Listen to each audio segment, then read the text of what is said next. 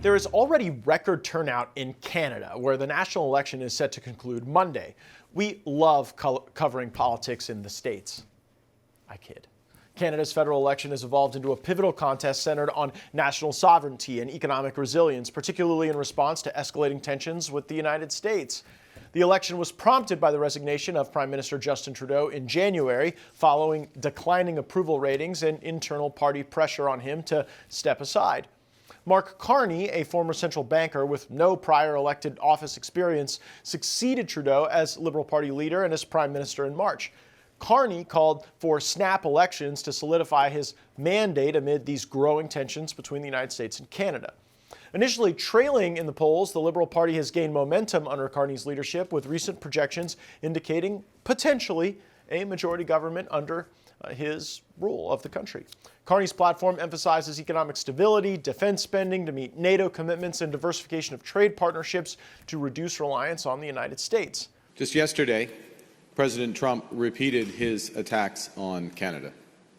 He said he doesn't want Canada, I'm quoting, to play any part in the American auto industry. There's more proof, as if any were needed, that the old relationship with the United States is over. The Conservative Party is led by Pierre Poilievre. It has been leading in early polls, but they've been criticized considerably in the Canadian press for alignment with President Trump. Now, the Conservative platform includes tax cuts, elimination of the carbon tax, and promotion of energy projects. The election's outcome will determine the composition of Canada's 343-seat House of Commons, with the majority requiring at least 172 seats. Given the current dynamics, the Liberals could secure a majority, but the final result, as always in any election, will depend on voter turnout and any final settling that occurs in public sentiment. Joining us now, legal expert, political commentator, and former Montreal litigator, Viva Frei. So, Viva, we've got this election in Canada on Monday. What's going to happen? I hope for the future of Canada that it's not a Liberal, even a minority government. Look, I have been publicly not much of a fan of the Conservatives because they haven't been quite as, call it conservative as I think they need to be for the sake of Canada. But if Canada goes the way the markets are predicting right now, which is a majority Liberal government, I say it's the end of Canada as we know it because I suspect what will happen afterwards is Alberta's going to move to secede, Quebec is going to move to secede, and it will be the end of Canada as we know it. And I'm not trying to be dramatic or hyperbolic. After a decade of Liberal rule, if there's another 4-year mandate and a majority government given to the Liberals, the province that have been most exploited economically, resource-wise, crippled economically and resource-wise, are going to try to join the states, become the 51st state. It'll be Alberta. And I think Quebec would follow suit after that. If that indeed happens and the Liberals are elected, how long do you think it would take before those secession efforts would be underway? Alberta's sort of underway now. Quebec had been underway for the last 30 years. It takes time, and I'm not sure that it's going to be quite that catastrophic so quickly. But the point is, if Canada goes for another 4 years to a Liberal government that has spent the last 10 years literally destroying Canada, literally turning it into a satellite of the Chinese Communist Party and India, Canada cannot last for much longer under a Liberal rule. What drives me absolutely ballistic is that I say Canada might be the most propagandized nation on earth, maybe after Australia, but even they seem to be reaching their wits' end. They're going to vote for the same party that for the last decade has done nothing but make everything worse. Gun crime is worse in Canada. Poverty is worse in Canada now than it was 10 years ago. Childhood hunger is worse now than it was 10 years ago. Medical assistance in dying is at record highs. Inflation is high. Cost of living is high. People can't afford homes.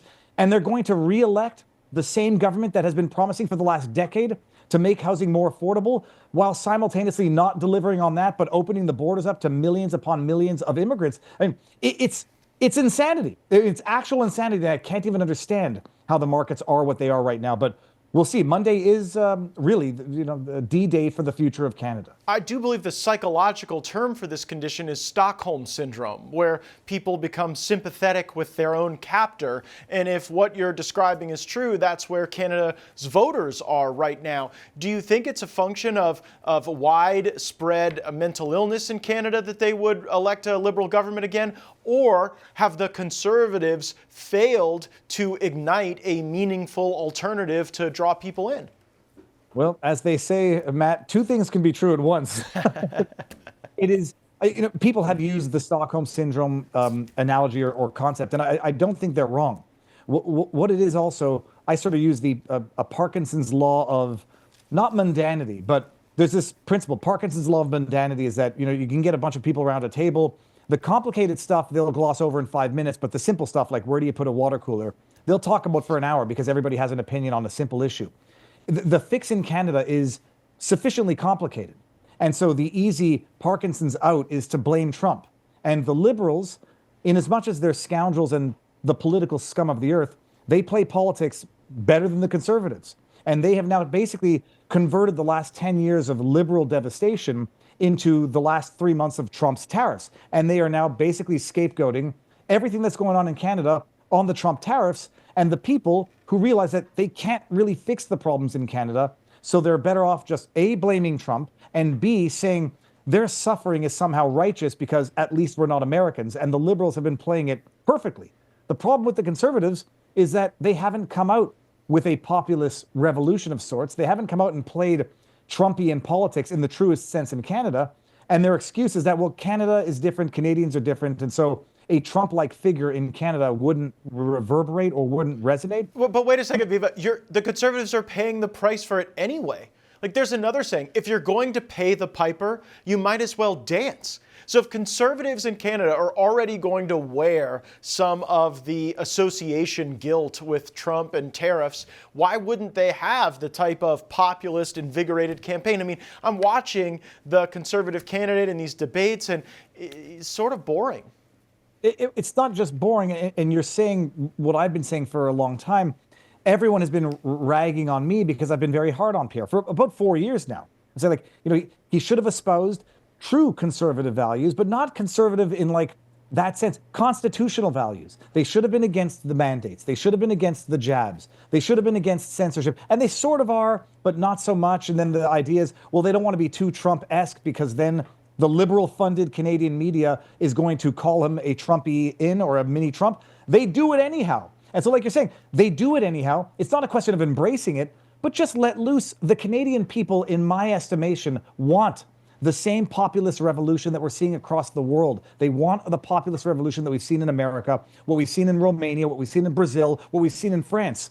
Like, I made the joke that the fact that he hasn't embraced the populist revolution, Pierre Poilievre, is evidenced by the fact that nobody's tried to lock him up yet.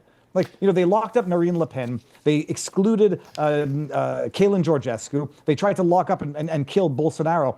But Pierre is like, he's so milquetoast that they don't even feel the need to go lawfare on him. They're just going to play Canadians against him by invoking the Trump derangement card. But no, you're right.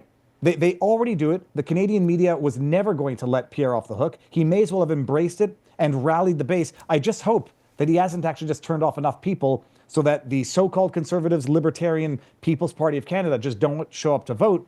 And then what you have is a liberal just getting in because people have lost faith in the government. Final question for you. Justin Trudeau was slavishly adherent to the climate agenda, and that increased costs for a number of Canadians.